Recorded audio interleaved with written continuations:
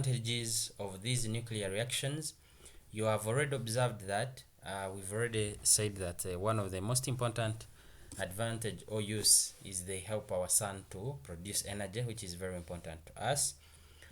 We as well see, if you look at a nuclear fission breaking up, you see there are a lot of neutrons which get produced. So it can be used in production of neutrons.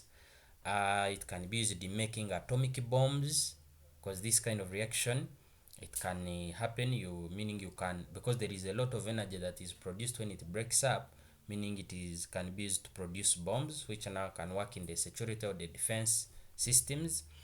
They can as well be used to generate electricity and heat energy in large quantities. Here, when we say you want to produce heat, for you may think using firewood or using paraffin or petrol that you will produce a lot of fire or a lot of heat. No, nuclear energy can give more heat than you can imagine.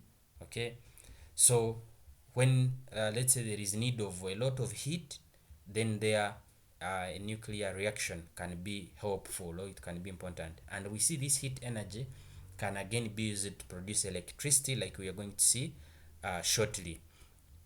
Similarly, in the fusion, where things come together, the nuclei come together, we see it can be used to produce hydrogen and helium atoms, like we see in the sun.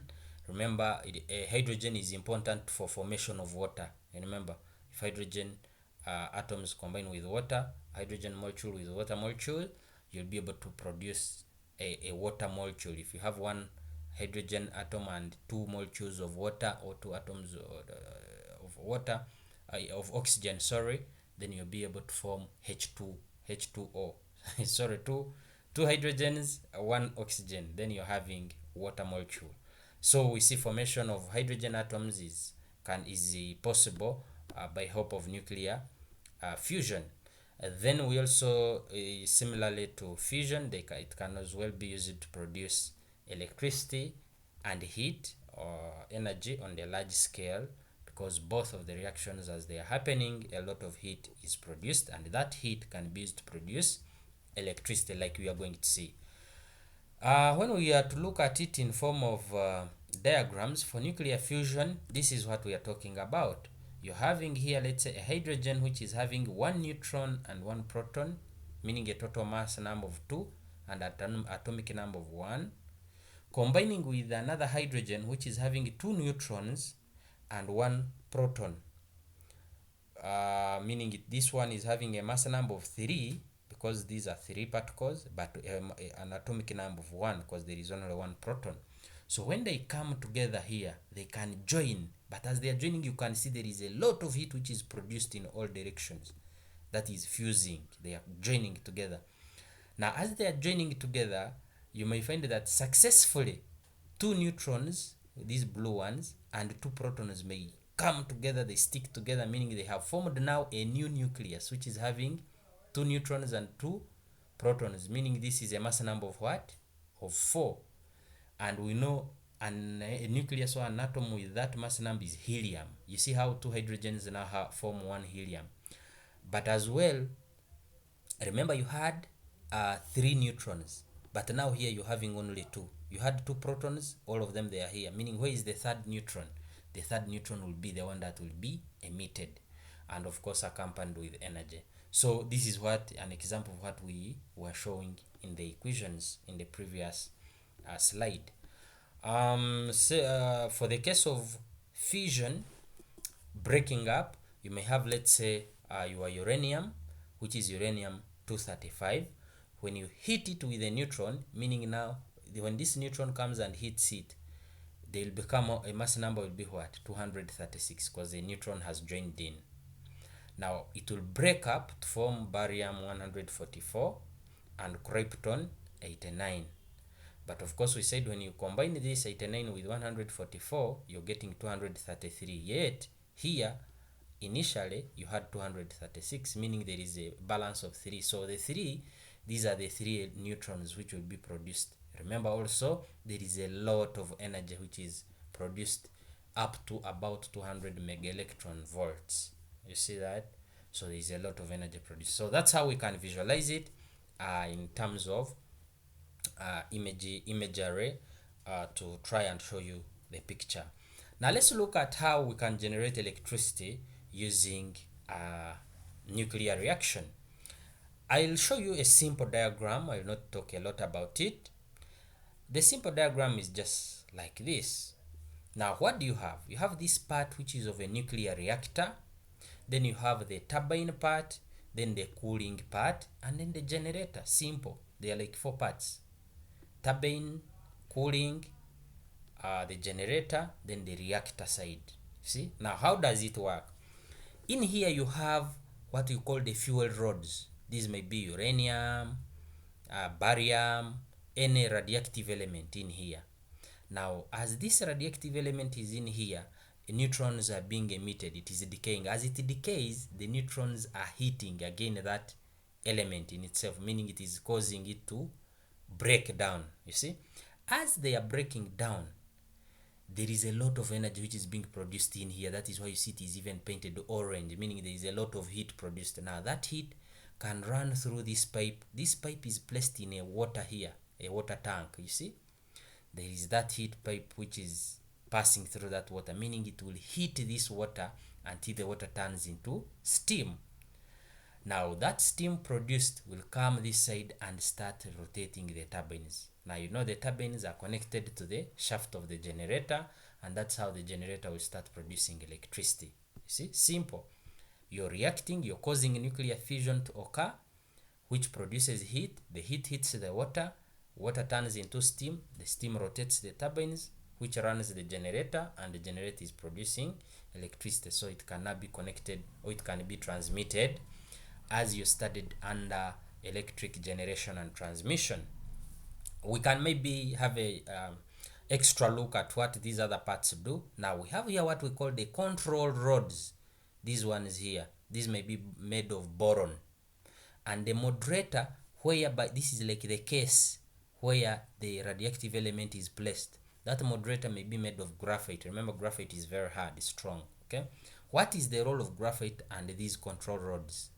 Their role is to absorb some of these excess neutrons.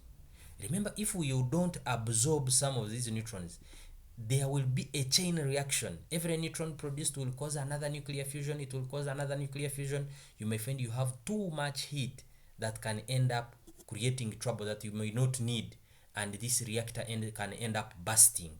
So the purpose of these control rods and the moderator, they are to absorb some of the neutrons so that the reaction can continue happening under controlled conditions. You can only remove them if you want more reaction to take place. You can insert them if you want to control, you want to reduce on the rate of reaction. You see that? That is how the nuclear reactor works and how it can help us generate the electricity. In summarized steps, I've just summarized for you here. I've said that the chain reaction occurs and it causes nuclear fusion within the reactor. Then the heat generated, or the energy produced, hits the water to form steam. Then the steam runs the turbines connected to the generator. The generator produces electricity, which is transmitted to communities. Okay, simple as that. That is how electricity can be generated using nuclear energy or a nuclear reactor. However, take note that, like I've just said, the moderator, which is graphite, and the control rods, which are made of boron, they are used to absorb some of the neutrons so that you control the chain reaction, so that you are able to keep the energy levels under control. If you don't do that, then you'll have trouble. Some of you who do research, you might recall or you might have heard about the Chernobyl disaster in Ukraine, where a nuclear reactor exploded and it caused a lot of radioactive contamination, you see, and some people died even. So that is why it is important to have a moderator and control rods within the nuclear reactor, like you see it here. Now let us look at the social and political impact, social, political, and environmental impact of the nuclear energy. Now, when we say social, we are trying to see how, yes, we've seen what the nuclear reaction is, how the energy is generated. But what is the impact it can have on us, either socially, politically, and environmentally? If we start by looking at socially, one, it is being considered as one of the most reliable and clean sources of energy, because for it, you don't need, let's say, to cut trees. You don't need to cut trees so that you can maybe cook. You don't need to disturb rivers that you're creating dams. You get, so for it is clean. You just need a mineral that you can contain, and then it can produce for you what? Energy. However, it has affected also some societies. For example, I've just mentioned like the Chernobyl disaster in Ukraine, that is 1996, where a nuclear reactor exploded and some people died. So that is a challenge. Then also, those of you who follow history, Hiroshima and Nagasaki in Japan, that is 1945 during World War II, where the US dropped the atomic bombs on these areas and very many people died. But you can get to know that some of the number of people who were killed by the bombs at that moment when the bombs exploded is less than the number of people who were later on killed by the radiation that was generated. You see? So the radiation is, or the nuclear radiation is very, very dangerous sometimes if not properly handled. Politically, it has caused, of course, some countries to be in conflict. Like you may be aware, like the major conflict between Israel and Iran, they keep accusing each other that this one is making atomic bombs or nuclear bombs. Then the other one says, me, I'm not making, or for you, if you have it, why are you stopping me from having it? So you find that politically, nuclear energy is causing again trouble. If you look at the disagreements between North Korea and South Korea, or North Korea and the USA, those are some of the challenges. They are brought about by the nuclear energy.